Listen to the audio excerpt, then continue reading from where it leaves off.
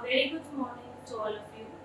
I am Roma Khanna, Assistant Professor, Tirthankar Mahavir Institute of Management and Technology, Tirthankar Mahavir University. I welcome you all in today's session of Functions of Ecosystem.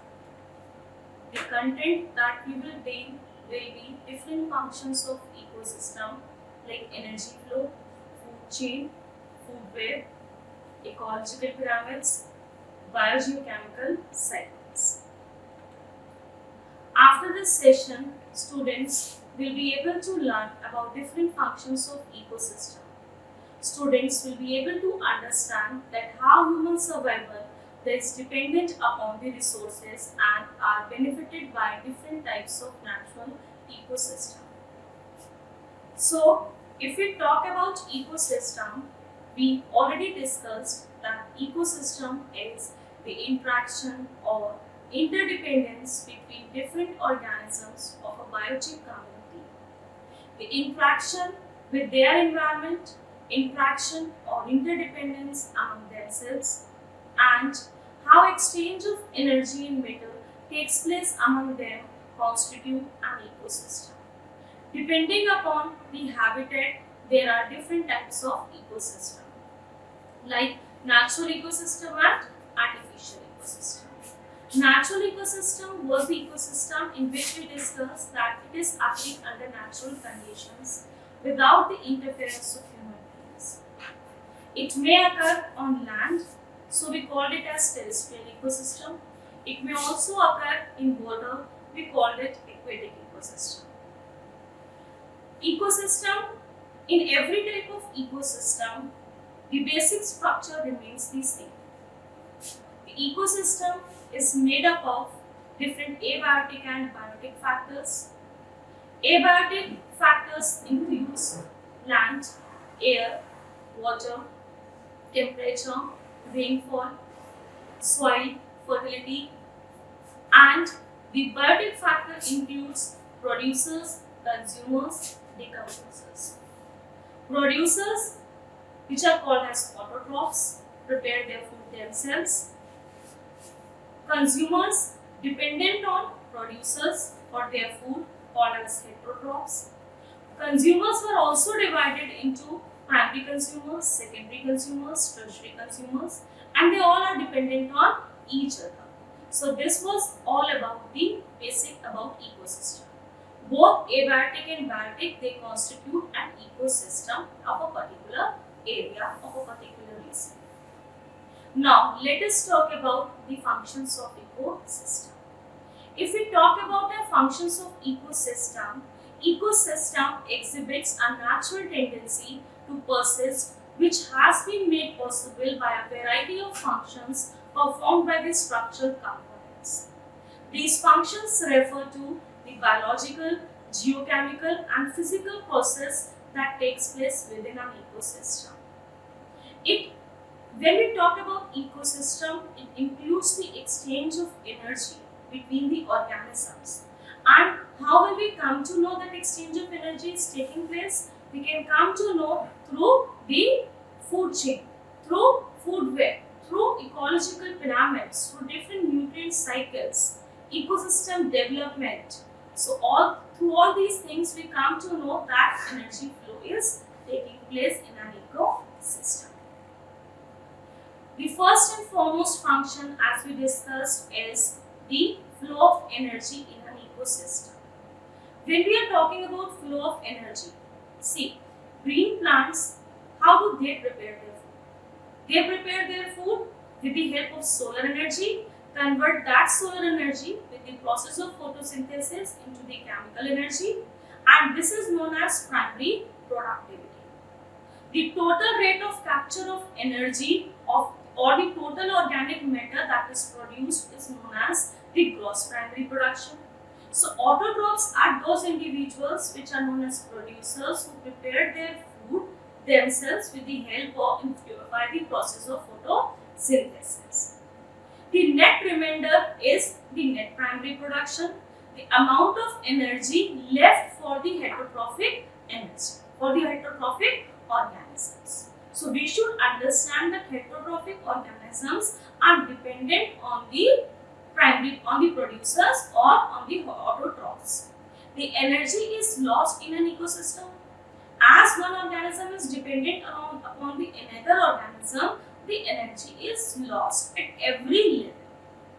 When this organic matter is oxidized back to the carbon dioxide by the process of respiration of autotrophs and heterotrophs.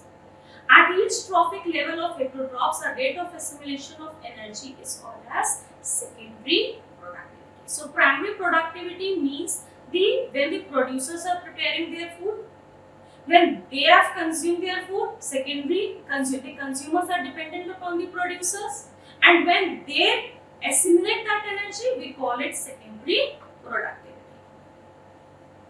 In this diagram, we can see that there are producers. They prepare their food with the help of sun, with the help of several other things, which we call the process of photosynthesis. These herbivores, animals which are shown with the yellow color, or the carnivores, they are dependent upon the producers. When they consume, they are dependent upon the producers. Then decomposers are again dependent on the herbivores or the carnivores or the consumers. And when they are decomposed by different microorganisms, they are decomposed into the soil, which are again taken up by the roots of the plants. So this is how the nutrient transfer takes place, and energy flow also takes place among themselves. We were discussing about energy flow. So the greater productivity of tropical region to a larger extent is due to the favorable conditions. Of what? Of solar radiations, because a good light is present, temperature is warm, rainfall is enough, and high biological diversity. Aquatic gross primary production depends upon the presence of the phytoplankton, which is small microorganisms present in the water, and the vertical profile of the land. See, when producers will not receive enough light, enough sufficient conditions to prepare their food, they will not be able to prepare their food. And when they will not be able to prepare their food, the rest of the chain or the consumers who are dependent upon them, they will be affected. So this is the energy flow in an ecosystem. And how we will come to know that energy transferring is taking place? Through food chain.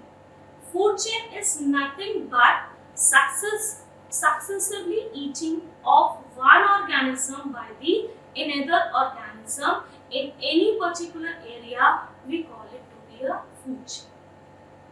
Producers being eaten by herbivores being eaten by carnivores being eaten by the omnivores or tertiary consumers.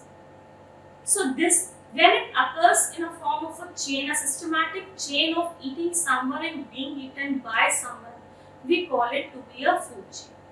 When someone is dependent and one organism is dependent upon the other organism, definitely energy transfer is taking place, or flow of energy is taking place among themselves. When we talk about food chain, Charles Elton was a researcher, was an ecologist, was the person who studied about the plants and animals from different natural environment, and he defined the concept of food chain. He was the only one to give the concept of ecological pyramids also, which we will discuss later. When we study about food chain, we should also know about trophic level. Trophic level is the position occupied by the organism in a food chain. Producer is eaten by the herbivores. So producer is at first trophic level. The position of the producer is first. Herbivores eat the producers, so their position is second, or we call it second trophic level. Herbivores are eaten by the carnivores, so their position is, so accordingly the trophic level, the position of an organism changes as the food chain progresses.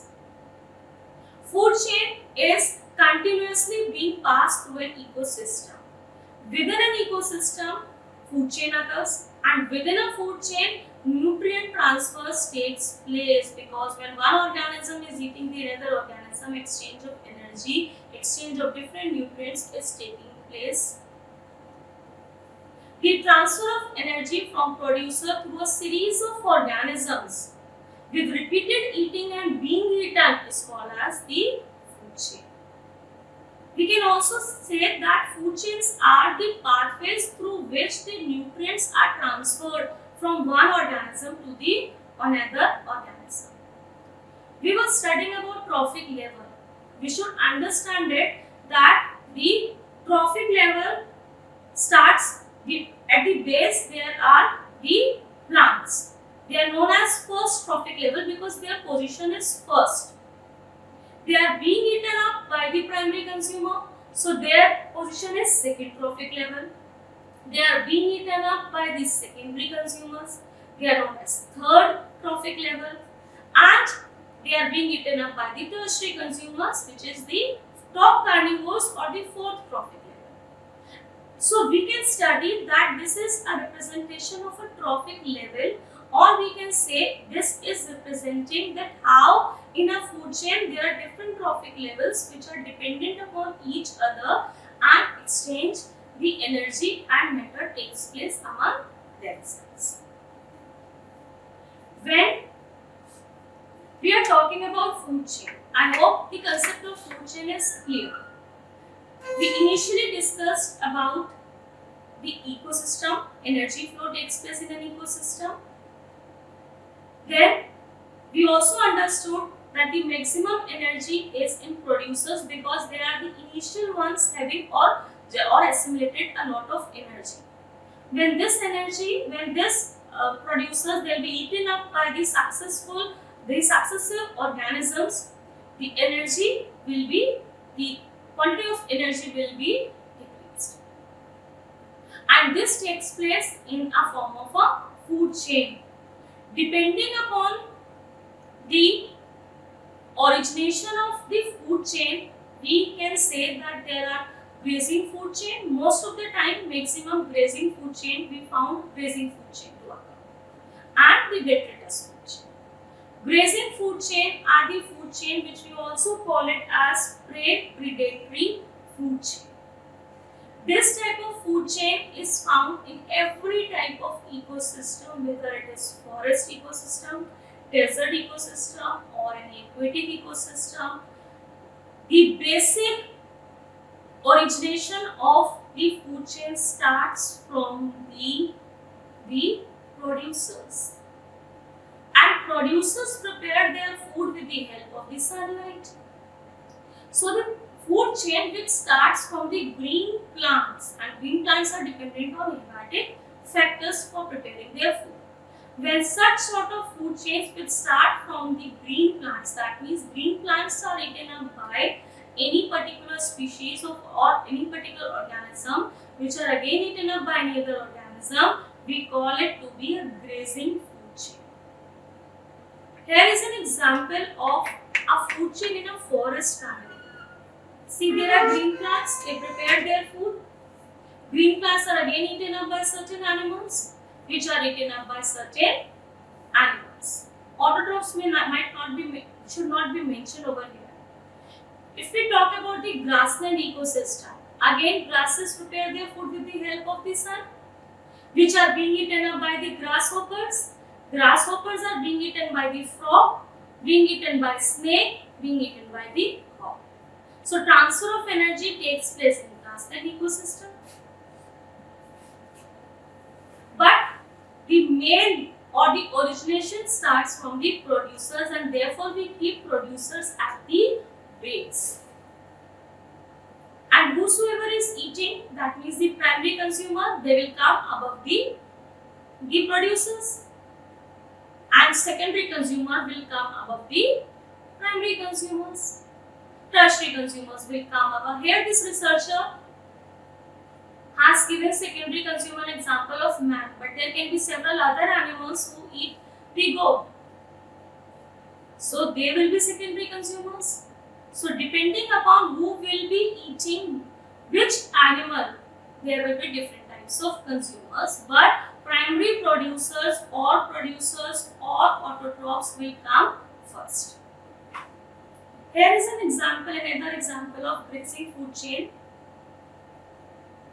and this diagram shows plants are known as producers being eaten up by the consumers.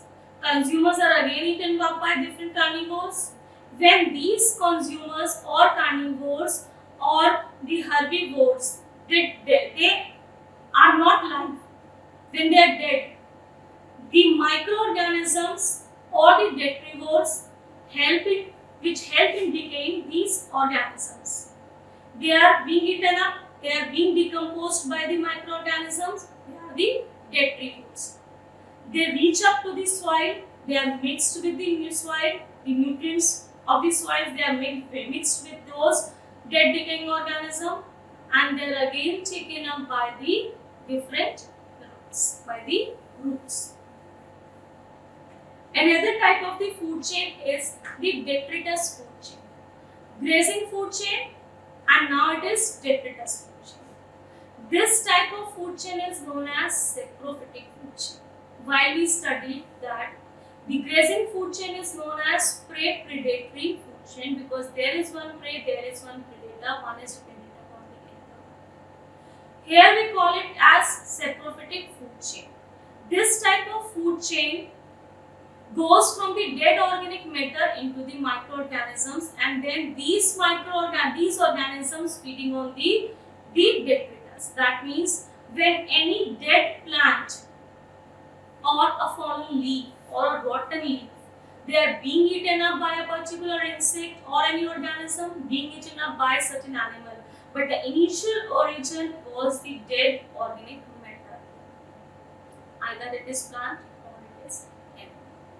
Detritus is non-living organic material that includes the bodies of the dead organism, as well as it can be a fecal material also.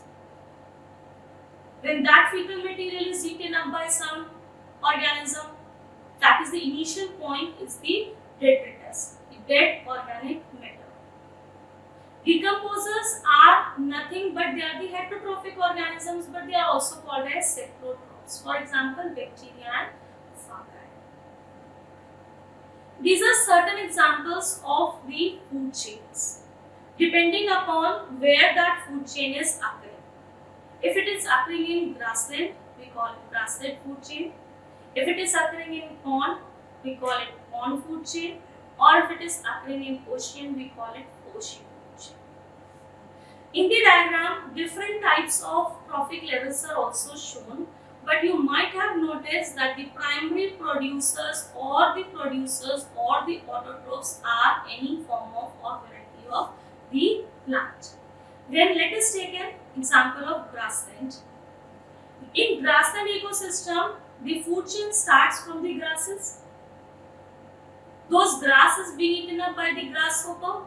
Grasshopper is eaten up by, say an example, rat. Being eaten up by snake, eaten up by the frog. So in this manner, the food chain takes place. If we talk about the pond ecosystem, it starts from algae, which is microscopic sometimes, or not sometimes, it is microscopic in nature, eaten up by any mosquito larva, by any dragon larva, small fishes, and then large fishes. So we can say that these large fishes are dependent upon small fishes. Small fishes are again dependent upon any other small larva or insect. So this interdependence we study in the food chain. Similarly, the ocean food chain. There are phytoplanktons which are very microscopic in nature, which are eaten up by zooplanktons, eaten up by small fishes, seal, and any of the large fish. We should also know that what is the importance or significance of studying a food chain. Food chain helps in maintaining and regulating the population size of different animals, or it helps in maintaining the ecological balance. When we talk about food chain, it shows a unique property of accumulation of chemicals. There are several pesticides, metals, and other chemicals which are not biodegradable in nature. They are not decomposed by the organisms. So they keep on passing from one trophic level to the another trophic level, and at each trophic level, at each successive level, the concentration keeps on increasing. So this is known as biomagnification. So we come to know about the process of biomagnification. And through food chain, we also come to know that which organism is dependent upon the which species. We should not harm any particular species, because another species or a series of organisms, they are dependent upon that particular species. If we will harm a particular species, definitely n number of other organisms or species, they will be affected.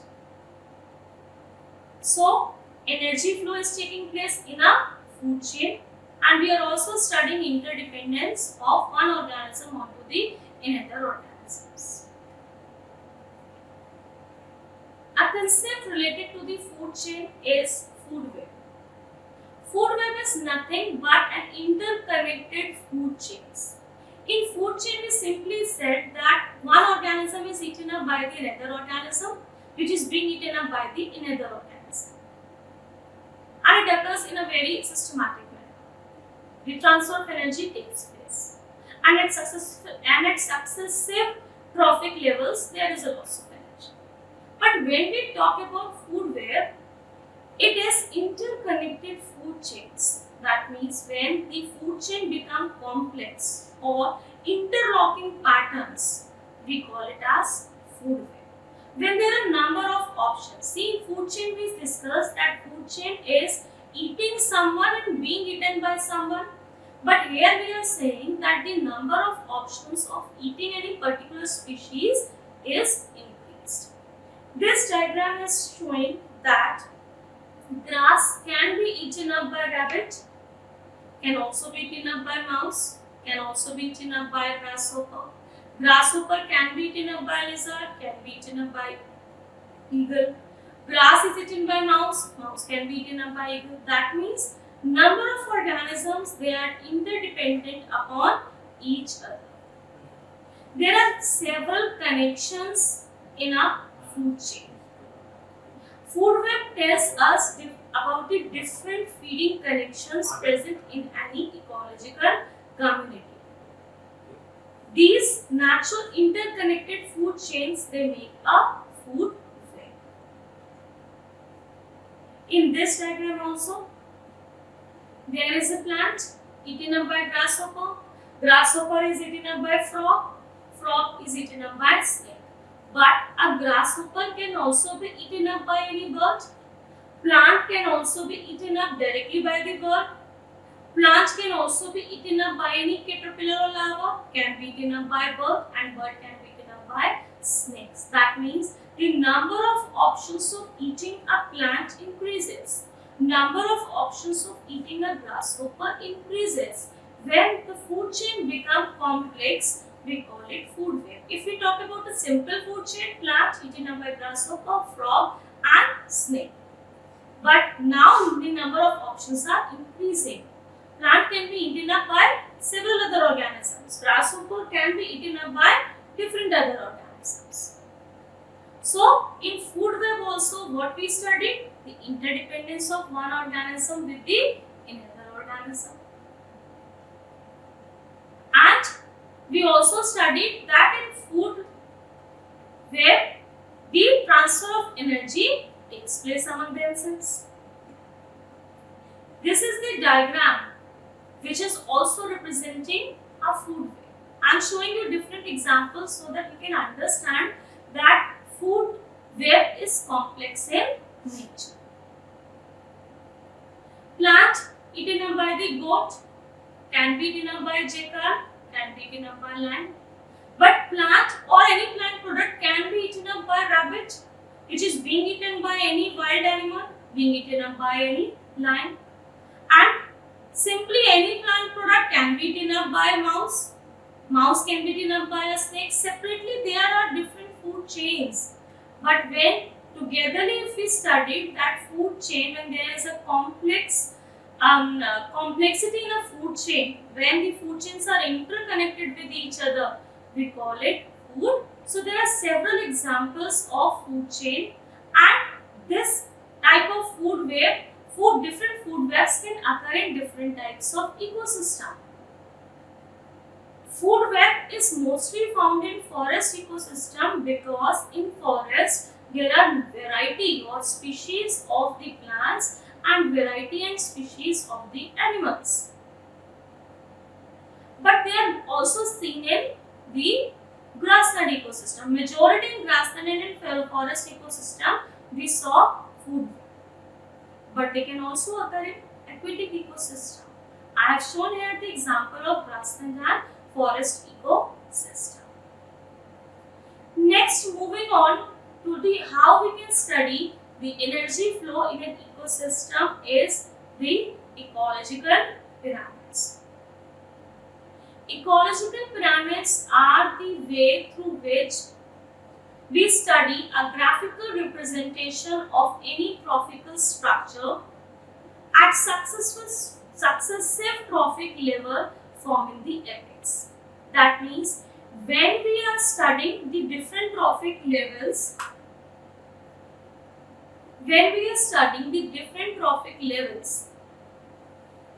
and when we study the structure of those trophic levels and which are represented in a form of any graphics, any graphical representation, we call it the ecological pyramid. In food chain, we studied that there is a symbol, simply a chain, which is represented by an arrow. But in ecological pyramid, we represent it through in a form of a graphical representation, which is a shape of a pyramid. See, but there is a rule that in ecological pyramids, producers will be at the base. So, graphical representation of any trophic structure at successive trophic level forming an apex, but the producer are at the base, we call it as the ecological pyramids. We can say or study that ecological pyramids are of three types: pyramids of number, pyramids of biomass, pyramids of energy. We will study them one by one.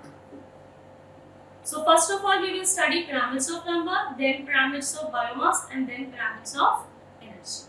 So ecological pyramids are of three types: pyramids of number, pyramids of biomass, pyramids of energy. On the basis of number, we will study different trophic structure. On the basis of biomass, we will study different trophic structures. And on the basis of energy, we will study the graphical representation of these trophic structure. Pyramids of number. Here we will study that it is a graphical representation of the number of individuals at each trophic level. That at each trophic level, how many numbers of organisms are present and how they are dependent upon the other organism or how they are dependent upon the other trophic level. Large number of producers tend to form the base. We always see that the producers are at the base, whereas lower number of the organisms, they are at the top. So on the basis of number, the more number at any trophic level will form at the base. The lesser number will form above that particular base. The shape of the pyramid varies as per ecosystem to ecosystem. The shape can be inverted or shape can be upright. There are two types of shapes. In aquatic or grassland ecosystem, the autotrophs or the producers, they are at the base. Producers support a lesser number of herbivores, which in support the lesser carnivores. You can better understand the shapes through this. The diagram depicts that producers will be at the base, which are larger in number, eaten up by the primary consumer, which are lesser in number than the primary and the producers or the producers, which are eaten up by the secondary consumers, which are less in number than the primary consumers, which are eaten up by the tertiary consumers, which are very less in number. So the shape is broader at the base, lesser. This shape is called as upright shape. In this type of the pyramid of number, the number of individuals decreases from the bottom to the top or from the lower level to the higher level. This can be seen in grassland because grasses are found in abundance, being eaten up by the grasshopper, which are though in huge quantity but less than the number of grasses. We are talking about in number, quantity. Grasshoppers being eaten up by, suppose, frog, again less in number. Being eaten up by snake, less in number. So, more number, less number, less number. The shape is upright. This is an example that grasses, they are present in larger quantity. We cannot count each grass, each and every grass we are unable to count. That is, their number is very much. Being eaten up by any primary consumer or herbivores, eaten up by secondary consumer, again less in number, and eaten up by the tertiary consumers, which are very less in number. Sometimes, if tertiary consumer is not found, the chain will be till the secondary consumer, but commonly we are talking about a grassland ecosystem.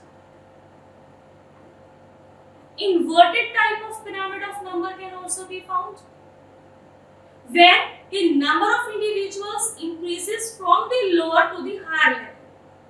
When at the base the number of individuals are less, which are being eaten up by the consumers, which are more in number, which are being eaten up by the tertiary secondary consumers, which are larger in number. When we talk about single tree, that can be a perfect example of inverted type of the inverted pyramid of numbers. That in a single tree, there is a single tree, but there are n number of insects eaten up by n number of bigger insects, eaten up by n number of the birds. So, one tree, more insects, more bigger insects, more birds. So, the shape is the inverted shape.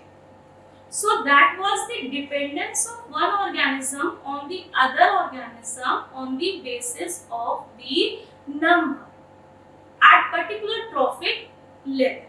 So, we studied the trophic level, the structure of any particular trophic level on the basis of their number.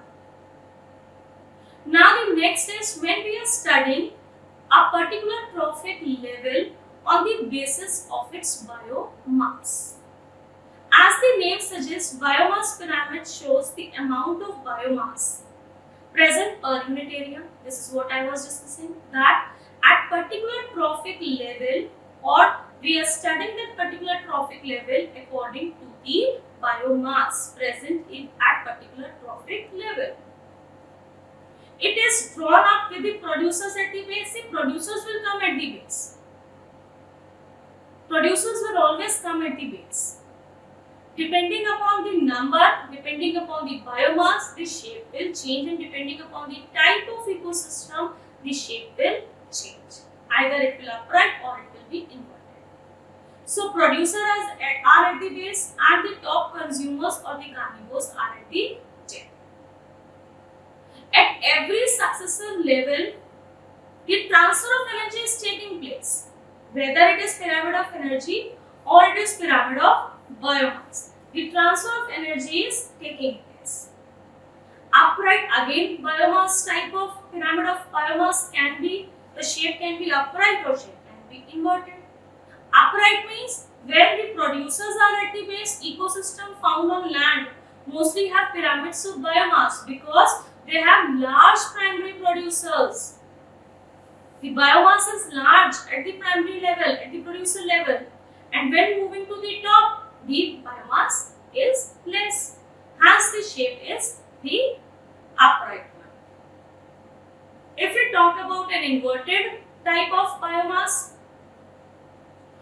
inverted pyramid of biomass, the plants or the producers will be at the base, but the biomass will be less. It is reverse of an upright one, which then the producers are at the base, but the biomass is less. They are being eaten up by the carnivores or the consumers whose biomass is large, being eaten up by the consumer or a carnivore whose biomass is larger than the primary consumer. So the shape will be inverted, small, bigger and bigger. On the other hand, the reverse pyramidal structure is found in aquatic ecosystem. In aquatic system, the biomass of an algae is very small. But when an algae is eaten up by insect or any larva, the biomass of an insect is more than an algae. Insect being eaten up by small fishes, the biomass of algae is more than the particular larva or an insect.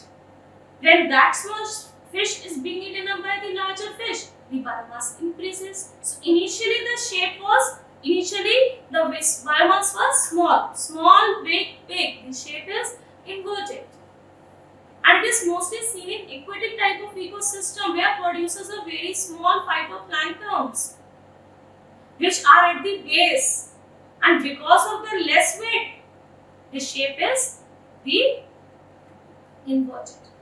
This is an example of both the type of the pyramid of biomass. The shape is upright, and another the shape is the inverted shape. When we are talking about an upright pyramid of biomass, the producers are at the base. The weight of the biomass of the producers are very high. We are talking about overall terrestrial ecosystem.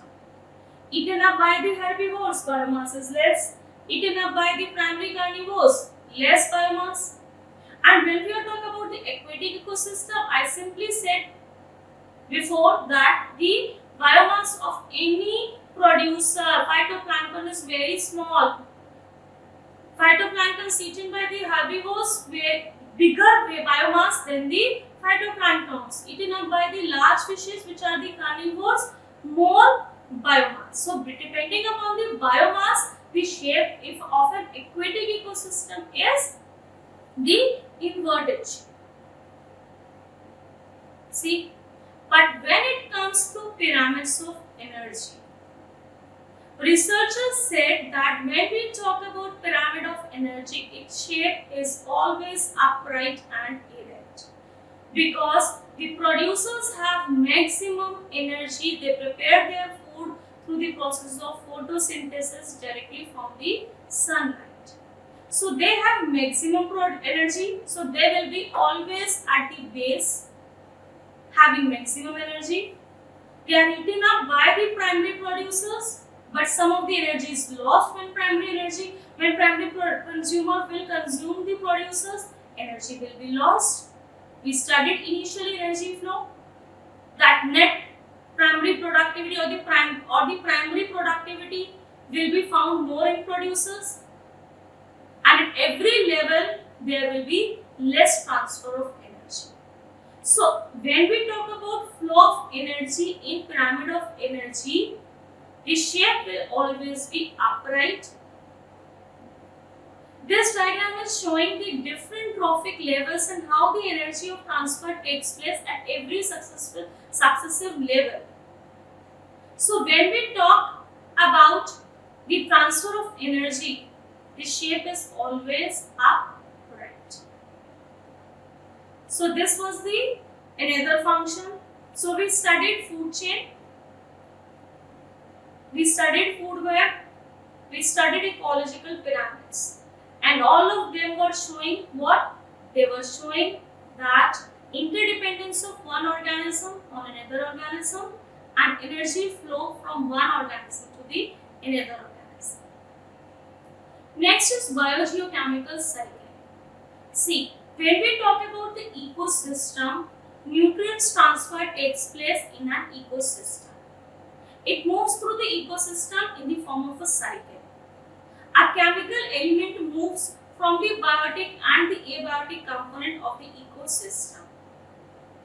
There are different chemicals like carbon, hydrogen, oxygen, nitrogen, sulfur, phosphorus. These are the nutrients, they flow in a cyclic manner, and we also call it as nutrient cycle. So biogeochemicals, the other name of biogeochemical cycle is the nutrient cycle. The cycling of chemical elements within an ecosystem is called the ecosystem mineral cycle. And when it connects to the biological cycles, it is also connected to the geochemical cycles. All the elements in the earth are recycled time and again. The major elements such as carbon, nitrogen, phosphorus and sulfur are some of the ingredients that are responsible for framing the transfer of the nutrients. Biogeochemical cycles refers to the flow of chemicals and the compounds between the organism and the physical environment. All the elements in the earth are recycled. The major elements are, we have discussed, are these.